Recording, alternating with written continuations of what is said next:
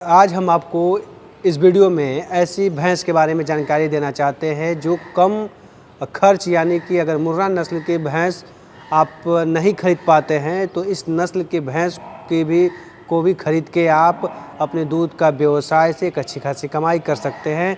तो जी हाँ, हम बात कर रहे हैं नीली रावी, पंच कल्याणी, पंचरत्न, कई नामों से जानी जाती है ये भैंस। इसको आप देखेंगे तो आपको पूरी जानकारी भी समझ में आ जाएगी क्योंकि ये भैंस आपके आसपास दिखती भी है। तो आइए इसके भैंस के बारे में जानते हैं और जानते हैं इसकी अहम जानकारी, इसके दूध से लेके इसके खान पान और इसके रख रखाव तमाम चीज़ों को लेके। मैं हूं डॉक्टर दुष्यंत यादव और मैं बिहार वेटनरी कॉलेज में असिस्टेंट प्रोफेसर कम जूनियर साइंटिस्ट के पद पर तैनात हूं।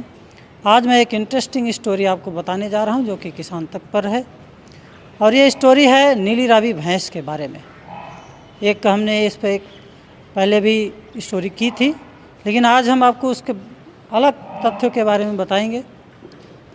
नीली रावी, जिसे पंच कल्याणी या पंचरत्न के नाम से भी जाना जाता है, एक ऐसी भैंस है जिसे मुर्रा के आगे इग्नोर कर दिया गया।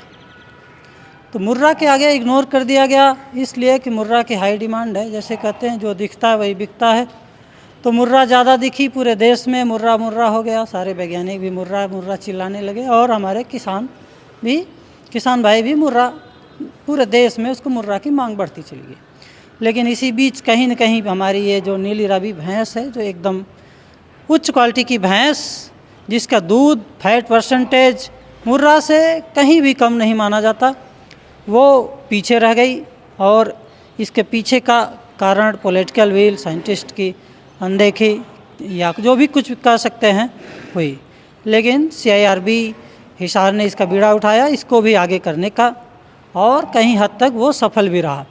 इसी तर्ज पर बिहार पशु विज्ञान विश्वविद्यालय में भी नीली रावी को रखा गया है। और यह नीली रावी, एक तो जो इसके देखिए आप आई जो इसकी होते हैं, बाल्ड आई बोलते हैं, ग्लेज्ड अपीयरेंस होता है। इसके 5 जगह लगभग सफ़ेद होता है, चारों पैरों में, खुर के पास, खुर से थोड़ा ऊपर, माथे पे एक सफ़ेद टीका होता है और पूँछ का जो थोड़ा सा पीछे वाला पोर्शन होता है, नीचे वाला, वो सफ़ेद रहता है।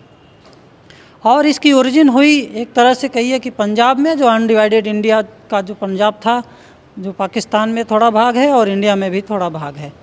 और ये अभी देखिए Venezuela, Vietnam, Philippines, Sri Lanka, Burma, India, इन सब जगह पे बहुत अच्छे तरीके से पाई जाती है। और अमेरिका में भी इसकी पालन शुरू हो चुका है। तो एक तरह से ये बहुत ही अच्छी नस्ल, जिसे काफ़ी दिनों तक इग्नोर किया गया, आप धीरे धीरे प्रचलन में आ रही है।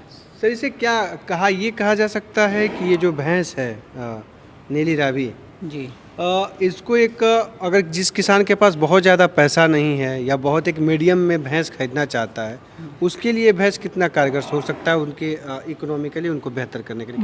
बहुत अच्छा हो सकता है। जैसे आप मुर्रा खरीदने जाएंगे तो कम से कम इससे 2-3 गुना दाम तक जो है वो मिल जाएगी, आपको मिलेगी। लेकिन इसको आप खरीदने जाएंगे तो आसानी से कम पैसों में भी इसको खरीद सकते हैं। और इसीलिए खरीद सकते हैं कि जैसे जिसका हाइप हो जाता है, जिस एनिमल का बहुत ज़्यादा डिमांड हो जाती है, उसकी प्राइस बहुत ज़्यादा भागने लगती है। इसी तरह साहिवाल में भी हुआ कि साहिवाल सब करते रह गए और उसका जो है प्राइस भी बहुत ज़्यादा भाग गया है। तो इसी तरह नीली रावी में भी प्राइस अभी कम है, तो हमारे किसान भाई इसको पाल सकते हैं। इसमें लगभग 7 से 8%, 9% तक फैट भी होता है। दूध प्रोडक्शन भी काफ़ी अच्छा है। और इसके जो पर ब्यात में लगभग अभी जो एक रिकॉर्ड अगर देखा जाए एवरेज डेयरी में, तो वो लगभग 3000 लीटर तक भी पहुंच चुका है। तो इस तरह से आप अगर 7% फैट पे अगर 10 से 12 लीटर दूध पा रहे हैं या 15 लीटर दूध पा रहे हैं अच्छे से खिलाने पे, तो आपको समझिए कि वो 15 लीटर आपका 25 लीटर के बराबर है गायों की अपेक्षा। तो इस तरह से एक यूनिक जो है, एक बहुत अच्छी भैंस को हम लोग इग्नोर करते रहे, लेकिन अब धीरे धीरे इसका प्रचलन आगे बढ़ा है, तो हम इसको आगे बढ़ा रहे हैं। पंचरत्न क्यों बोला जाता है, इसे कारण क्या है पंचरत्न जो आप बता रहे थे? पंचरत्न देखिए नाम दिया जाने लगा है, कहीं न कहीं से कोई न कोई टर्म दे देता है। पहले इसको पंजाब में पंच कल्याणी बोलते थे और कहीं न कहीं से जी उसका वाइट पैचेज हैं 5 जगह, तो उससे रिलेटेड था। तो अब धीरे धीरे इसका जो नीली रावी नाम से सभी लोग जाने लगे।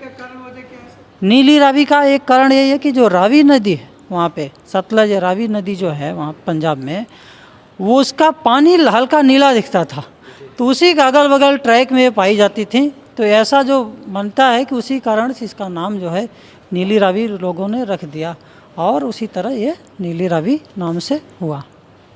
इसकी आँख जो है ना, देखिए आप कितनी सुंदर दिखती है, बाल्ड आई बोलते हैं, ग्लेज्ड अपीयरेंस होता है इसके आँख का। और इसकी जो सींगें होती हैं मुर्रा से थोड़ा सा कम कर्व होती हैं, लेकिन लगभग मुर्रा की ही तरह सींग दिखती है। इसका पहचान में यही आप देख सकते हैं कि जो इसके वाइट पैचेज, और थोड़ा सा इसकी हाइट थोड़ा सा ज़्यादा होती है मुर्रा से। मुर्रा के जो पैर थोड़ा सा छोटे होते हैं, और इसका जो जेट ब्लैक कलर है मुर्रा का, वो नहीं होता है। इसका जेट ब्लैक कलर नहीं होता है, कलर थोड़ा सा हल्का सा ब्राउनिश होता है, हल्का ब्राउनिश होता है। अधिकतम इसका रेट कितना है दूध का? दूध तो आप अगर देखिए भाई, जो किसानों के यहाँ से आता है उसमें 15-16 लीटर भी इसका दूध हो जाता है, लेकिन एवरेज आप इसको मान लीजिए कि 10-12-14 लीटर तक हो जाएगा आराम से। जी हाँ, तो ये थी नीली रावी की जानकारी जो डॉक्टर साहब ने बताया। पहले भी हमने बहुत चीज़ें इसके बारे में आपको विस्तार से बताया है, लेकिन आज थोड़ा सा इसलिए बताया गया कि जो मध्यम स्तर के जो किसान हैं, हमारे पशुपालक भाई हैं, जो ज़्यादा बजट अफोर्ड नहीं कर पाते हैं, उन किसान भाइयों के लिए ये जो नीली रावी, जो पंचरत्न, पंचकल्याणी कई नामों से जानी जाती है भैंस, इसका भी आप व्यवसाय के तौर पे इससे आप दूध का व्यवसाय कर सकते हैं। इसकी फैट भी 8 से 9% जो है 7 से 8 के बीच में इसका फैट है दूध का, तो ये आपके लिए फ़ायदे का सौदा हो सकता है। तो उम्मीद करते हैं कि ये जो जानकारी है आपको अच्छी लगी होगी। और भी कुछ ऐसी जानकारियाँ इससे जुड़ी, भैंसों से जुड़ी हुई चाहिए आपको, तो आप कमेंट बॉक्स में लिखिए, हम उसका जवाब देने का पूरा प्रयास करेंगे। तो खेती कृषि पशुपालन से जुड़ी तमाम बड़ी खबरों को देखते रहिए किसान तक। नमस्कार। अगर ये वीडियो आपको पसंद आया है तो इसे लाइक ज़रूर करें। अगर चैनल अभी तक सब्सक्राइब नहीं किया है तो कर लें, और नोटिफिकेशन पाने के लिए बेल आइकन भी दबा दें।